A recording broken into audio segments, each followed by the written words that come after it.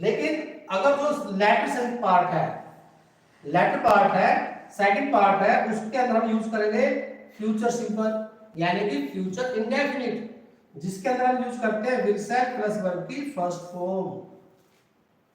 तो दोबारा फिर समझो, जब बच्चा आएगा मीनिंग होता है कि पहला एक्शन जिसमें राइट किया गया है कम्स, क्योंकि चाइल्ड सिंगुलर है और कम में यूज किया गया एस और ईएस। हम जाएंगे यूज हुआ शैल गो मतलब होता है फ्यूचर इंडेफिनिट। तो सेकंड पार्ट के अंदर हम यूज करने वाले हैं फ्यूचर इंडेफिनिट लाइक दिस। लेकिन ये पहला सेंटेंस नहीं है, पहला सेंटेंस ये है, या कहा जाए ये पहला क्लोज है और ये दूसरा क्लोज है। क्लियर? रूल में क्या समझाने की कोशिश की गई है कि जब फ्यूचर के दो एक्शन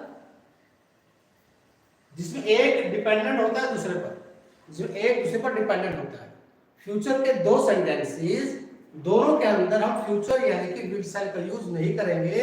एक सेंटेंस में विल शैल यूज किया जाएगा और एक सेंटेंस में प्रेजेंट इंडेफिनिट या फिर सिंपल प्रेजेंट टेंस यूज किया जाएगा।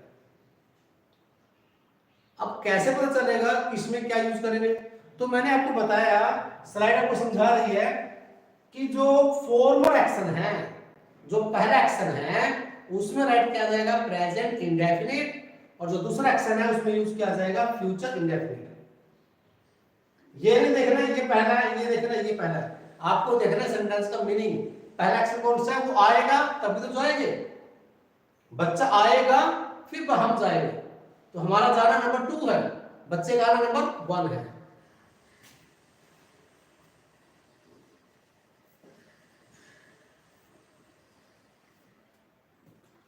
नेक्स्ट पॉइंट एक्सप्लेन करता है my dear, we often present tense to talk about future tense in clauses with time, when, if, unless, before, after. Means जो मैंने आपको भी समझाया सेम चीज वही है, बस आपको थोड़ा यहाँ पर एक शॉर्ट ट्रिक दी गई है। जिस क्लोज के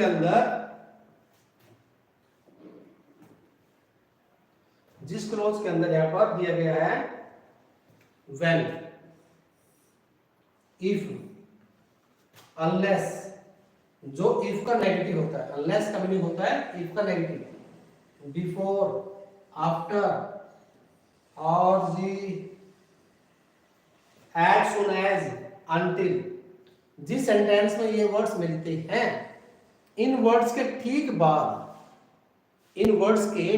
बाद प्रेजेंट इंडेफिनिट टेंस का यूज किया जाएगा।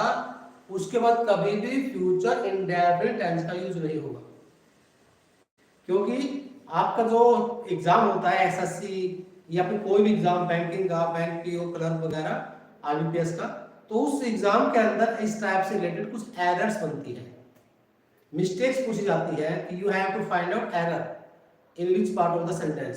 सो you have to see after, unless, until, if, when, as soon as, before, after. You are not allowed to use future indefinite tense. You will always use present indefinite tense. Let's see.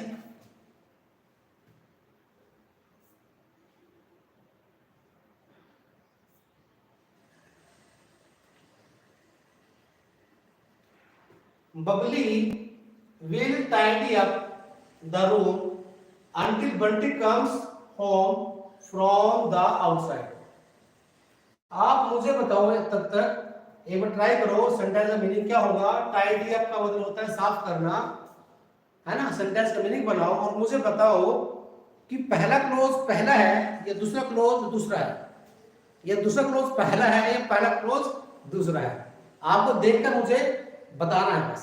Okay, you have 20 seconds.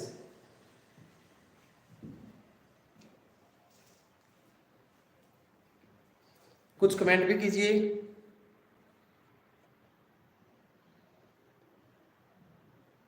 कितने बच्चे comment पर हैं?